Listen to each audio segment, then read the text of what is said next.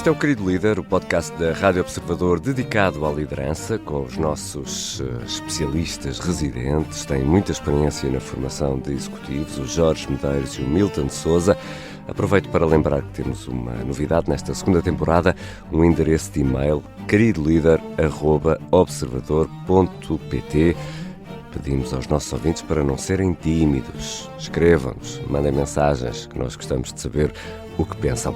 Os nossos episódios abrem sempre com um sim chefe, não chefe. Hoje analisamos a performance do líder da Airbus, o CEO da Airbus, Guillaume Faury, e como sempre também temos um tema central e neste episódio vamos a uma sugestão que foi precisamente enviada por um dos nossos ouvintes para queridolider@observador.pt.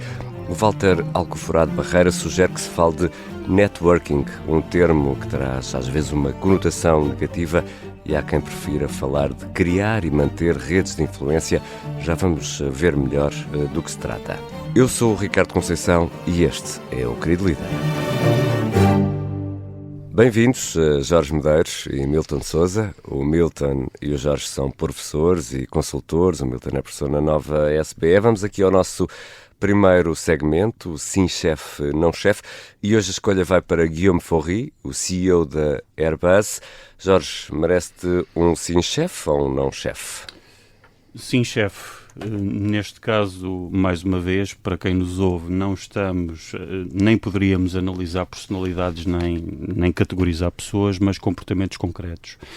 E acho que vale a pena dar aqui um enquadramento, nomeadamente da aviação, em dois aspectos. Um dos aspectos a Covid, o outro dos aspectos, o recente, vamos chamar-lhe infortúnio / descalabro da Boeing. E muito recentemente Guillaume Faury decidiu basicamente parar 6.000 aviões, A320, porque aconteceu um episódio que ainda não se sabe exatamente o que foi. A suspeita é de uma radiação solar que tenha afetado um sistema eletrónico e, portanto, tenha provocado uma perda de altitude do avião. Não se sabe exatamente se foi radiação solar. Há peritos que dizem que foi radiação cósmica, porque no dia em questão não era particularmente propenso surtos, entre aspas, de radiação solar, e isto só é relevante por uma coisa, vou estar a dizer isto, é porque muito deste trabalho, não só de diagnóstico antes de tomar a decisão, implica identificar o problema. E se o problema é uma radiação ou uma rajada de neutrões que afetam a eletrónica, o diagnóstico tem de ser feito por exclusão de partes, porque os neutrões não deixam rastro. E, portanto, o episódio... São os malandros. São muito Eu nunca confiei em neutrões. Passam por entre os pingos do ar, não é?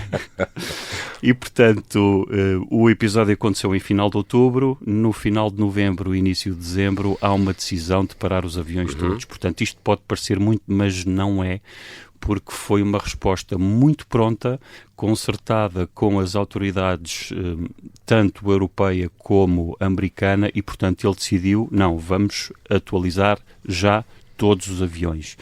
E, portanto, desmultiplicou-se, articulou e merece um sim chefe, até porque vale a pena enquadrar este episódio. E agora vou à Boeing.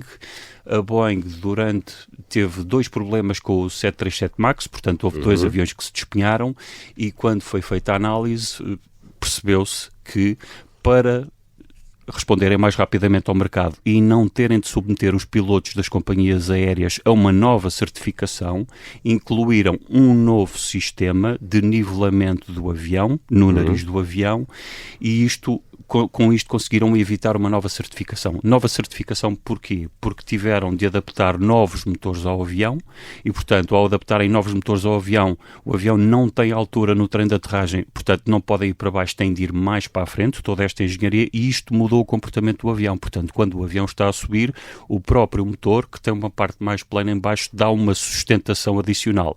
E, portanto, tiveram de fazer essa compensação com este mecanismo. Mas os pilotos não sabiam e não foram treinados para isto.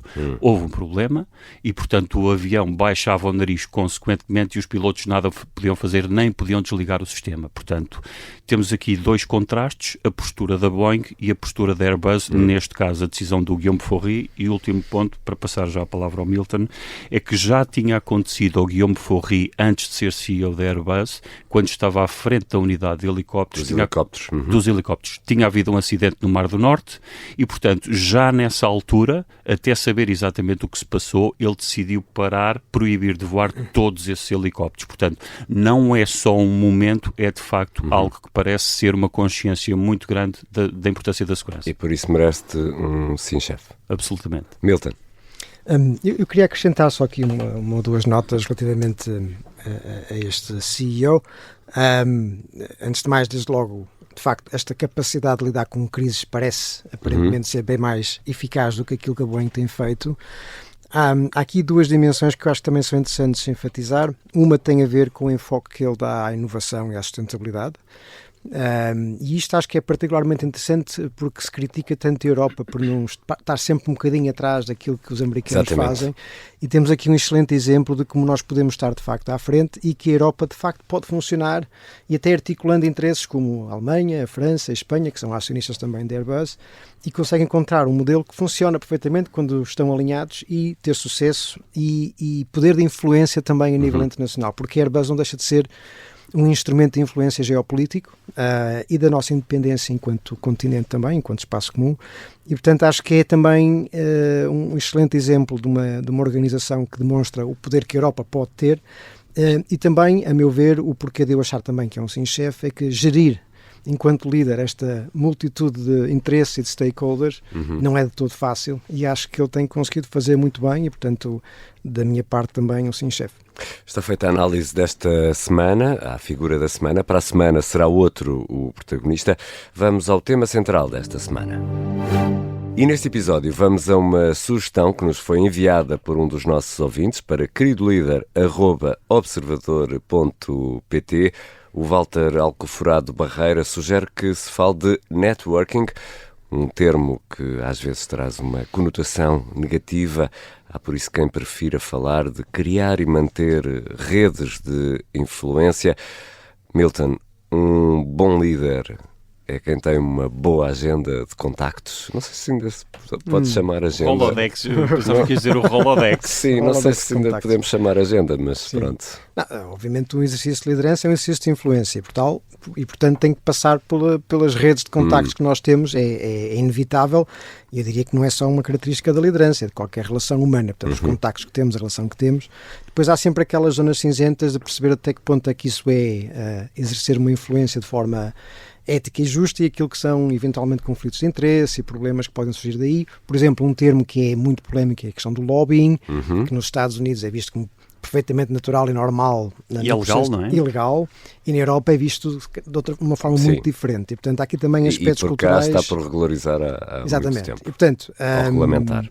À parte dessas questões até culturais e também técnicas e legais, há muita matéria para falar quando falamos de redes de influência.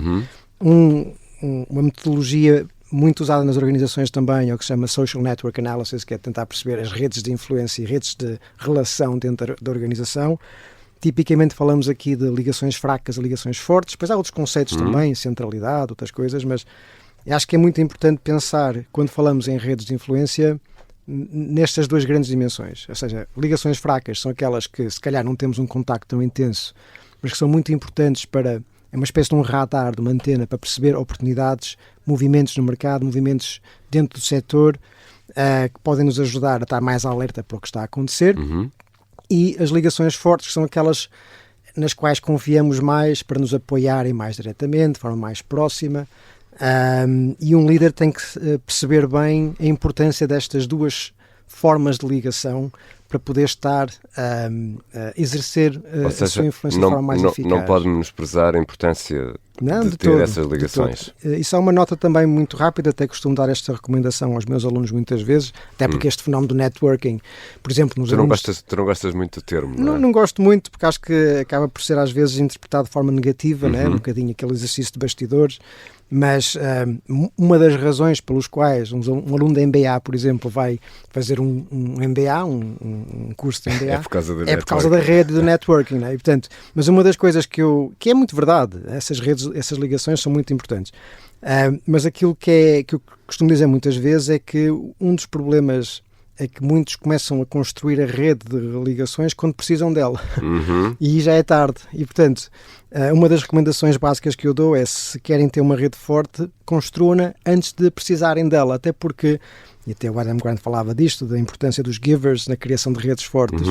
A melhor forma de criar uma rede que funciona para nós é começar por dar, não por pedir. Jorge?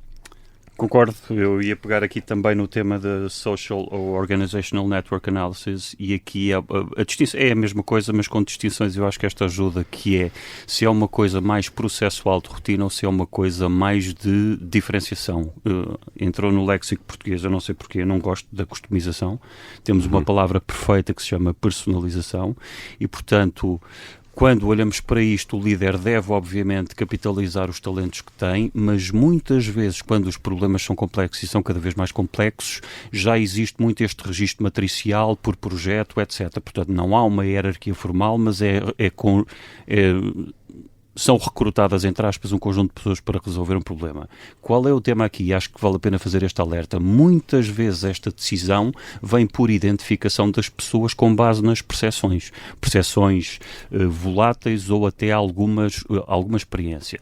Aqui a ideia da Social Network Analysis é ver o espaço em branco dos organogramas e, portanto, tentar perceber debaixo da superfície a quem é que as pessoas efetivamente recorrem, quem é que as pessoas veem efetivamente como um especialista numa determinada área e, portanto, eu posso recrutar para a minha equipa aquele indivíduo que é muito especialista, mas depois as pessoas não confiam nesta pessoa porque rouba ideias ou porque etc. E isso nestas análises que são anónimas e que são transversais, isso consegue identificar-se. E, portanto, consegue identificar-se também uma série de coisas como quais são os elos de ligação entre os vários departamentos, porque é bom ter vários. Se houver só um, isso significa fragilidade. Quer dizer que a comunicação entre duas áreas diferentes está excessivamente pendurada num.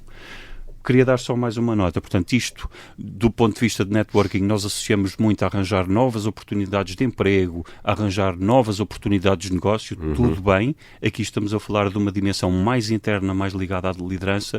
Eu gostaria muito de dar aqui uma ênfase também ao trabalho de crescimento do líder, e também porque esse trabalho depois tem um efeito de propagação para a estrutura. E vale a pena lembrar aqui o Darwin. Vamos ao Darwin, à Inglaterra vitoriana. 15 mil cartas enviadas e recebidas pelo Darwin. Enviadas pelo Darwin, a estimativa, porque há muitas que entretanto foram perdidas e há muitas que entretanto foram queimadas pelo próprio Darwin porque já não tinha espaço para as cartas. E, portanto, estamos a falar de arquivo para os não tinha arquivo, não havia inteligência artificial para transformar aquela coisa e, portanto, vale a pena ver esta dedicação. O Darwin chegava a enviar 400 a 500 cartas por ano, ou seja, mais do que uma por dia, e tinha uma rede. Quando falamos de networking, também vale a pena qualificar quão diversa é a nossa rede, porque eu posso ter 100 contactos, mas são todos muito idênticos, portanto, até que ponto é que isso acrescenta valor à equipa e à organização. E o Darwin era profundamente eclético, desde o académico até à pessoa que está no terreno, tinha cerca de 2.000 pessoas com quem se correspondia. Mas só para fecharmos aqui a nossa conversa, como tudo na vida, a agenda pode ser usada para o bem ou para o mal. O conselho que deixam aqui é que criar uma agenda para o bem e não para o mal, é isso? Sim, também, mas isso é interessante até porque mesmo nestes estudos sobre a criação de redes fortes e que nos ajudam de facto, e aqui um princípio fundamental que até está na teoria dos jogos, que é o princípio da reciprocidade, e a força da rede vem da reciprocidade que ela cria, mas que aparentemente as pessoas mais altruístas, mais bondosas, são aquelas que criam redes mais fortes também, e portanto Acho que há uma dimensão... O bem compensa. Cuidado. Olha, Jorge, Eu tenho de ir aqui, correlação não é causalidade. Certo, não é mas, causalidade. Portanto, não podemos dizer que a pessoa, por ser mais altruísta, vai ter uma rede melhor, logo vai ter mais sucesso. Mas não sabendo o que se vai passar, e com um mundo complexo, e acho que estamos de acordo, é ter uma rede que nos ajude a crescer e que seja uma perspectiva de dar. E ficam dados os nossos conselhos dos nossos especialistas em formação de executivos, o Jorge Medeiros e o Milton Sousa. E é com estes conselhos que fechamos este primeiro episódio da semana do Querido Líder. Na quinta-feira vamos publicar a conversa com o convidado desta semana, Rui Coutinho, o Chief Innovation Officer da Motengil. Fica aqui um cheirinho da conversa. Temos que mobilizar as pessoas para objetivos muito concretos, num contexto de profunda incerteza, e essa incerteza caracteriza o trabalho em inovação, e é aquilo que eu faço há mais de 25 anos, e a única forma que eu tenho de passar a inquietação às pessoas é lembrar-lhes de porque é que nós estamos a fazer isto, e voltar à ideia do propósito, a razão pela qual nós queremos acordar da cama todos os dias para virmos à procura do que vamos andar à procura. 90% do que nós fazemos em inovação todos os dias falha.